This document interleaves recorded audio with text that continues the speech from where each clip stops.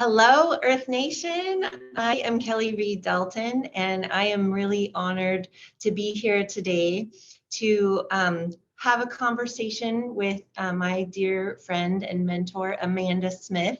And she has so many goodies to share with us today that I want to jump right into it. And I want to tell you about who Amanda is, and then she's going to share what she's going to talk about today. So Amanda is a teacher of science and spirituality and a metaphysical artist. She has a diverse background with degrees in environmental science and soil chemistry, and coupled with certifications in healing in earth energy and Reiki. Drawing and painting has always been her favorite pastime for clearing her mind and sparking co-creation of her world and experiencing spirituality. She has an insatiable appetite for learning earth science from books and from communicating with and listening to what she has learned from the land and what the land has to teach. This journey created Amanda's desire to become a teacher and a business mentor for ecological entrepreneurs through the reunification of science and spirituality.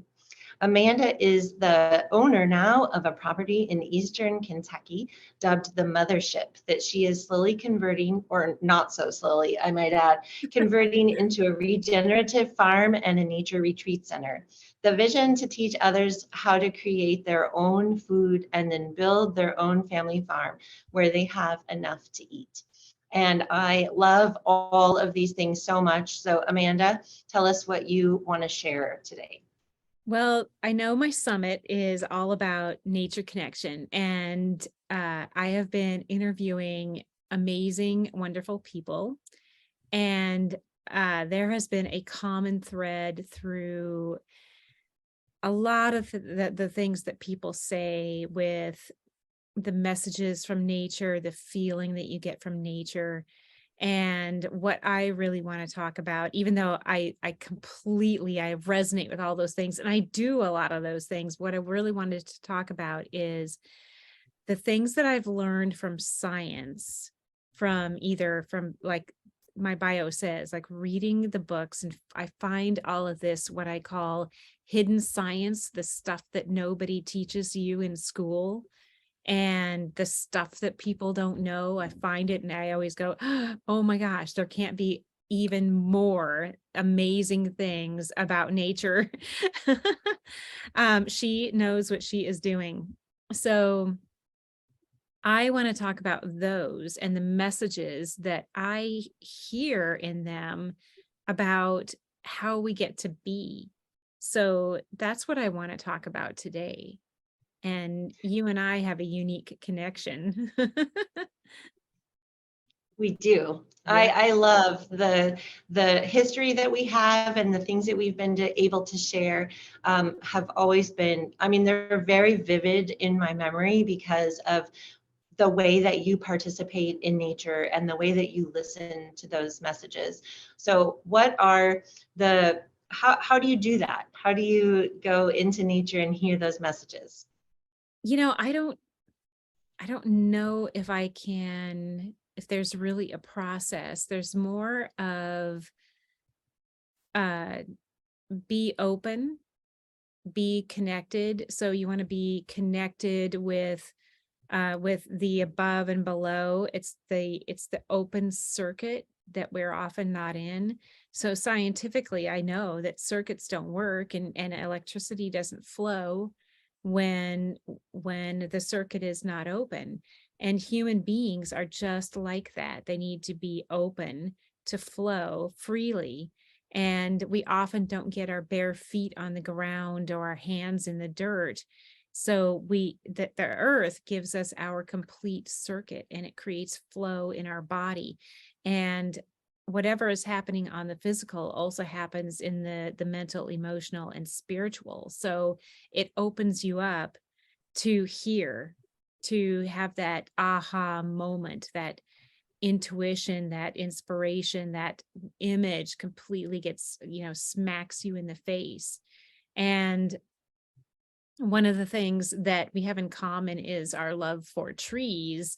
And I know there's a reason for all of you people out there who love trees. Those are the grandmothers, and trees show us how to be in that energetic connection. They are reaching up and receiving the light, and that's what we are meant to do. The light shines down on us and it comes through our bodies, and the same thing happens with the tree. The tree takes that light and turns it into something that feeds the ground. The ground receives all of these sugary carbohydrates from the tree. The tree makes them especially for the ground, and it feeds the microbial life. And the microbial life in return gives the tree nitrogen, and then eventually different types of minerals that it needs, and through a fungal network. And the roots of the tree are grasping into the earth and connecting the earth with the light and feeding the earth. And then in return, the earth gives back, creating flow down and flow up. So we as human beings are meant to be in that kind of connection as well. And we are energetically feeding the earth, and she in return supports us with all kinds of resources. She nurtures us. She gives us health. She gives us opportunities. Just you name it, the earth does it. And it happens kind of, some things are direct and some things not so direct. It really connects us up with other people who are doing the same thing. Trees do that. Trees do that. They create community with each other.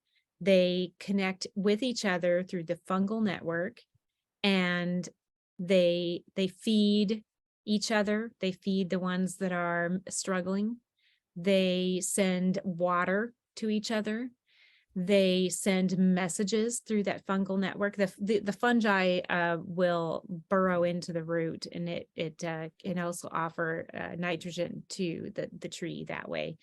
But they most often, the tree will put in an order for nutrients and receive them back from the fungal network. We can do the same thing. Go out, connect with the earth, put it in order. Ask the earth for what it is that you want. She will hear you, and she will grant those. It doesn't always come looking the way you expect. So the best way to do it is just to imagine what you would like to have and feel, and request it that way. And then you get to receive it. Feel like there was more I wanted to say. Yeah, there is. So trees, first they're showing us how to be in connection spiritually with the above and below, the light, and the earth. And then they're showing us how to be in community. So I kind of touched on that with the sharing of the nutrients, but they're showing us how to be in community as far as sharing with each other, sharing resources. And there are always enough resources, more than we need.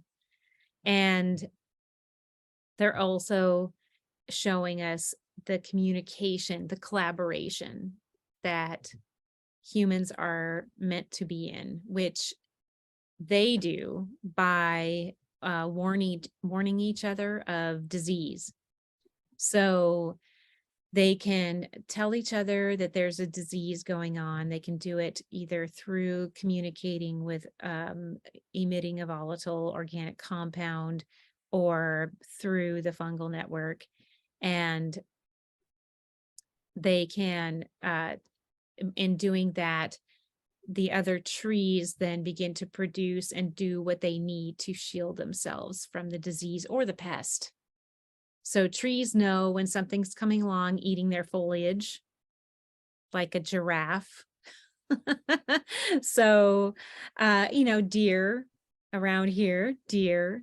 So the tree will say, hey, we're gonna, send out a little volatile organic compound. It's going to go drifting downwind from us, and all the trees downwind will know that they need to make this compound that tastes bad to whatever's eating the foliage.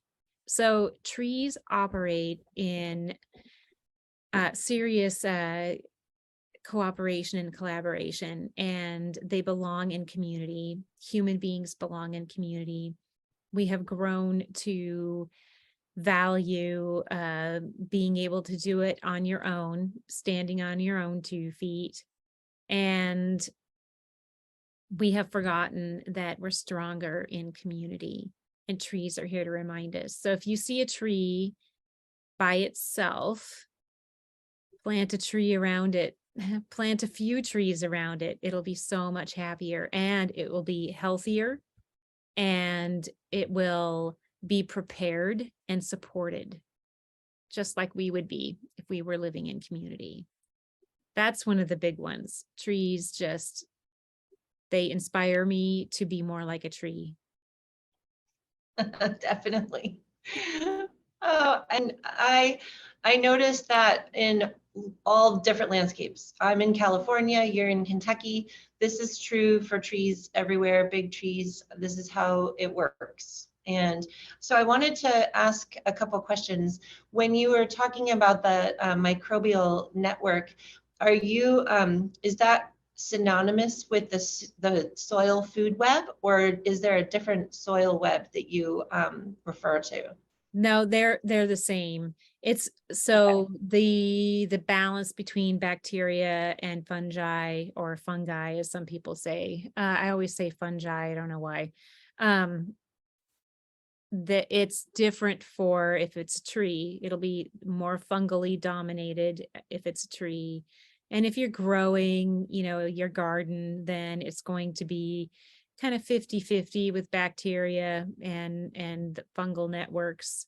And it, without getting too complicated here, it has to do with when you have a fungal network, you have more ammonium, which is NH4 plus. And with bacteria, you have more nitrate, and it's just a difference in how the plant likes to receive their nitrogen.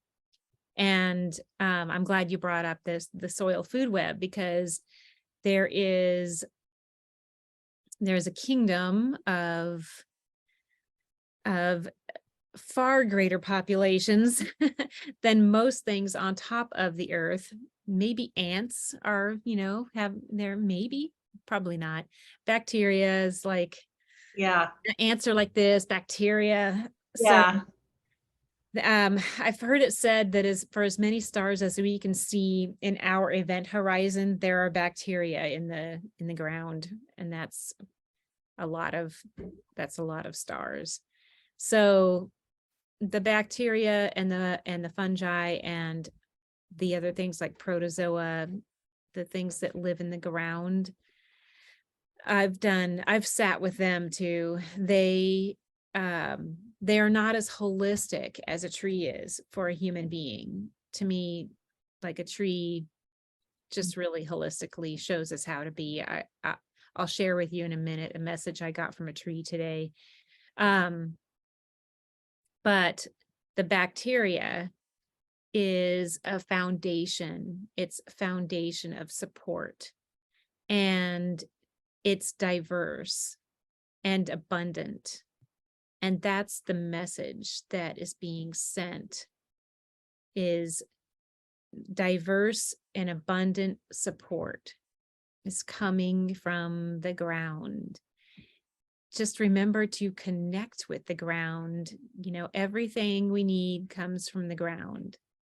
And, as far as what we need just to live, those things that they say we have to have, food, clothing, shelter, it all comes from the ground. And building materials comes from the ground. That's part of shelter. But it all comes from the ground. And is there any resource that isn't ultimately monetized that doesn't come from the ground? It all comes from the ground. that's where the support is. So get out there on your ground, walk on it, walk in your bare feet, get to know your ground. Find some if you have a lot of pavement. You get to know your ground. Yeah, do you want to say anything about how, um, what's the connection on a concrete pad versus being on the soil and the differences there? The difference is primarily the physical and the mental, because there is electricity. They call being grounded for a reason, because when say you have electrical wires that are buried into the ground, you have grounded plugs, it creates a place for the electricity to go when there's a lot. So imagine that your body it's all full of trapped electricity. We are electrical beings. So when you are on the ground, directly on the ground, there's a place for it to go. Concrete, you can be on concrete and you can have an emotional and spiritual connection to the earth, and it will be lovely. There's no way that we are to not be connected to the earth. You're going to get that kind of connection when you cultivate it. So what you won't get is the physical and the mental. We're this 4-layer being. We have the physical, the mental, the emotional, the spiritual, as is everything. The earth is too. So that's the difference. You can still have a great spiritual connection. You can receive information. You can receive, you can receive the comfort and the nurturing and feel support and trust, like everything is going to be okay if you connect spiritually through concrete. I'm glad that you pointed that out. That's really, really good, really important, because I want, and I know you do too, for people to feel like it's accessible. It's not something that you can only get if you're, in certain places, but it can be anywhere. So from soil and the trees, from the microbial soil food web, within all of that, we have to have water. We're living on planet Earth, and most plants come from some kind of if not a seed, then there are many ways, different plants can reproduce. But what about seeds and water specifically? What are some of the things we should know about there? Well, water is a compound that I love most on this planet. And it's because it can do things that other compounds can't do. So water can act like a solid, even when it's a liquid. And it naturally wants to line up like a crystal. Its molecules want to line up like a crystal. And I don't want to explain all that right now, because I could get really caught up in my excitement of explaining water, but it has a natural affinity for itself. So, Nice. And why do you think we are mostly water? We should be having a natural affinity for ourselves as well. And the thing about water is, when you let it be just water, it will line up. It'll connect up with itself. And when it does that, it's like it's stacked and connected. So the molecules they're all attached to each other. And they really like themselves. They like each other. They like to be connected to each other. They're attracted to each other. They're magnetized by each other. So just think about that when you jump into a pool, when you do a belly flop on a pool, that's why it hurts. That's going to hurt. right? That's why you're supposed to dive in with your hands like this so you can open open it up. And water uh, water is uh has an intelligence around being being clean, being what's the word I'm looking for? Being alive, and it will naturally vortex. And the vortex is the force of creation on this planet. It's the force of efficient use of energy on this planet. When we're not vortexing, then we don't have healthy energy. So we use a lot of push-pull energy with each other a lot. I mean, look at what humans are doing right now. They push back on each other, they pull away from each other. And those are energies that the planet uses to start over. Things like avalanches, tsunamis, that's when it's time to clean the slate and start over.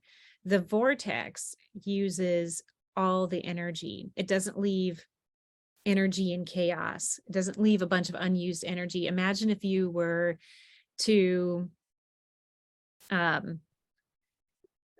like how our refrigerators get, and you try to maybe eat it all, but you don't eat your food efficiently, and a lot gets left in there, and you forget that there's some way back there in the back, and all of a sudden you have a giant mess of rotten food and it stinks. And that's what happens to the energy here when we don't use the vortex. So all of our a lot, I won't say all because it's not true that all, but many of our systems of energy use pushing and pulling instead of vortex. Now, water knows this, and water uses the vortex to purify itself, and it uses the vortex to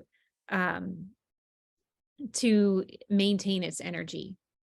So if you look at what water in a river or a creek is doing, one that hasn't been concreted, like the California aqueduct, that water's dead. Or maybe the Mississippi River out here, where they try to keep the banks tame they try to straighten them, and they put in levees, and they try to make the water flow straight and keep it out of certain areas. What they're doing is they're killing the water. So the vortex, when water goes around a bank, it will vortex inward, and it will keep going inward with the vortex until it reaches the very center. And at the center, it will have used so much energy that it is now 4 degrees Celsius in the center of the vortex. And that's the temperature where pests will die. So bacteria that are unhealthy for us, or pathogens that can make us sick, they die at 4 degrees Celsius. But the beneficials live. So water automatically purifies itself. And this is where it also maintains itself, is that inward vortex. It goes inward off the bank, not outward. As soon as you straighten it, put concrete, and there's nothing to keep it from, it can't vortex, nothing to keep it in the river, so it will flood. But if with the vortex, not to say that Mother Nature doesn't still sometimes send us a deluge that's going to overflow the banks. However, you're going to see a lot less of that, because that inward vortex will keep the water in the river instead of on the bank, and it won't erode so much. So really, water is just showing us this wisdom around, I think, boundaries, Human beings get to set boundaries. Our water is supposed to be alive. And if it hasn't been vortexed, it's not. And it's supposed to be mineralized. Water naturally comes up out of the earth at 4 degrees C. A spring won't spring until it has mineralized and cooled down to 4 degrees C. Magic number. And to me, this just means that water holds these codes of purification and being allowed to be what you are. We have tried to control it. Being allowed to be what you are. And if you aren't allowed to be what you are, you're going to overflow and you're going to create situations of ill health. And when we suppress our authenticity, we do that. When we don't maintain true self-expression, we do that. Honor your body's inner water. Yeah. I love that. And I love how you say that all of these things are showing us how to be. And the examples are they're so human, or I guess you could turn it around and not make it human centric. They're so tree, they're so water. They're all those things. We are so They're tree. so We're so water. right. So are there other things that you've noticed that are showing us how to be? Just about everything. um Let me give you a few examples. I wanted to share one that I got from a tree today because I had something happen that really threw me off balance. I lost a piece of my plan that seemed, my plan for here that seemed really important. And I'm like, okay, I know I need to trust, and things happen. And this is another, all the tree examples that I have. I went out to my favorite tree, and I don't sit anymore now because I've learned from one of the speakers at this summit, Dean Hall, that sitting is one of the weakest um, like physical positions we human beings can put ourselves in. So I either walking meditate or I stand. I stood with my tree with my back against it, my bare feet on the ground, and just said, could you first just like take it, take this from me. And um that worked. And then the tree started to talk to me, which was, okay, I can use a limb. I can lose a limb and still grow. It could even be an important limb, and I will grow in a unique way. And I think about there on the Eastern Sierras, what are those trees called there? The bristlecone pines. Yeah, Parts of the them can old. die. Parts of them can die, and another part will thrive. And they are the oldest trees on the planet,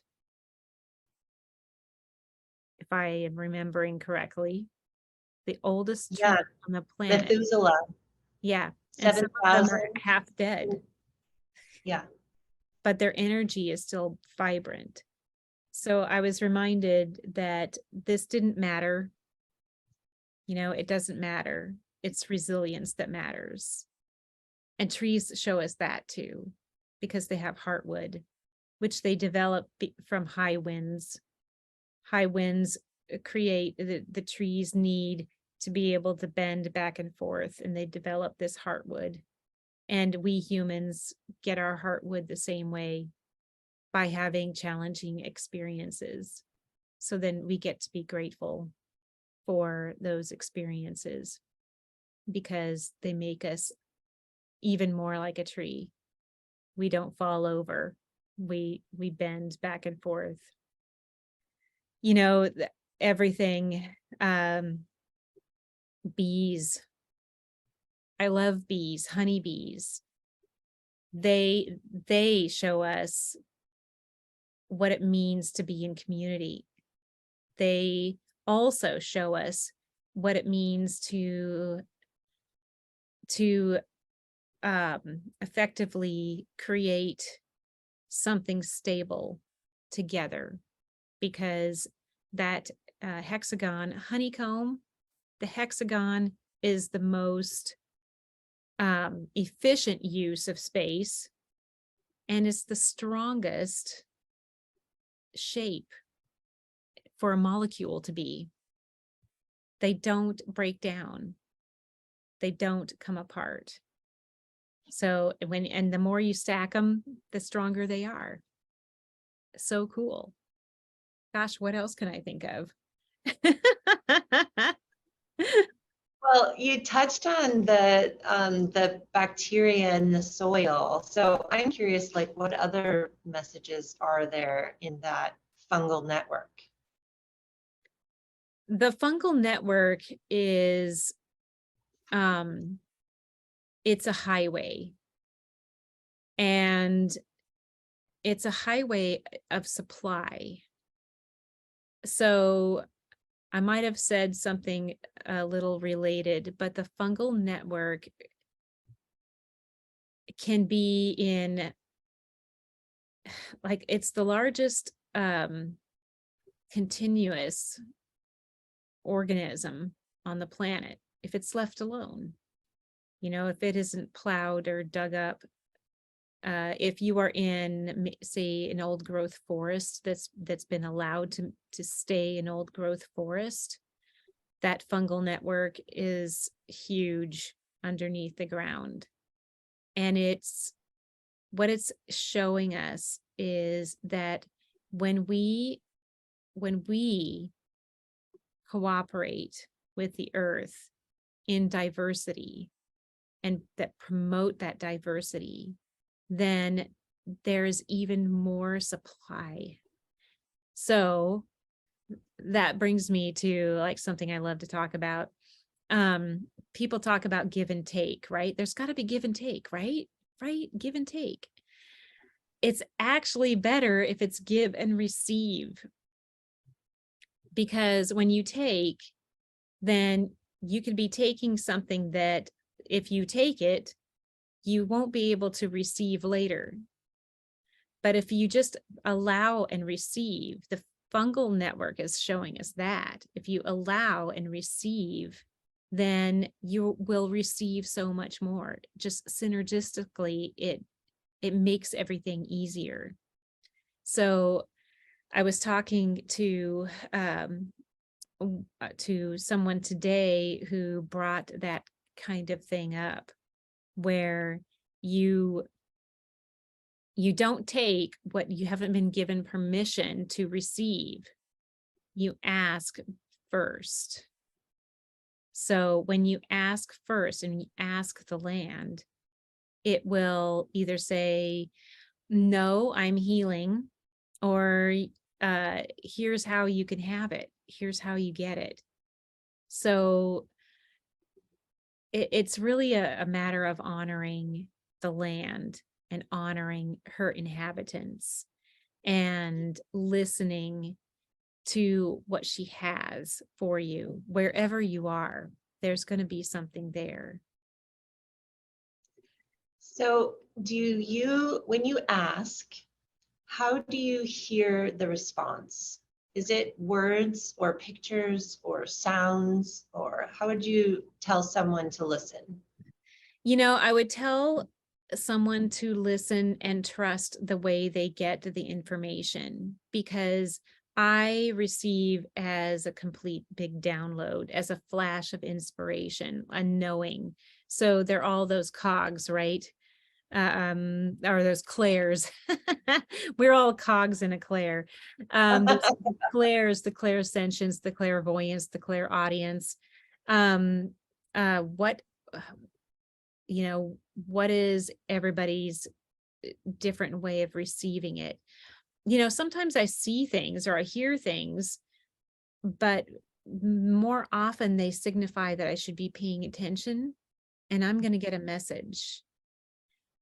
And I receive as clairsentience, which is it just comes in. I'll like, for instance, some people may relate with hearing and feeling a pressure change in their ear and then hearing a high-pitched sound.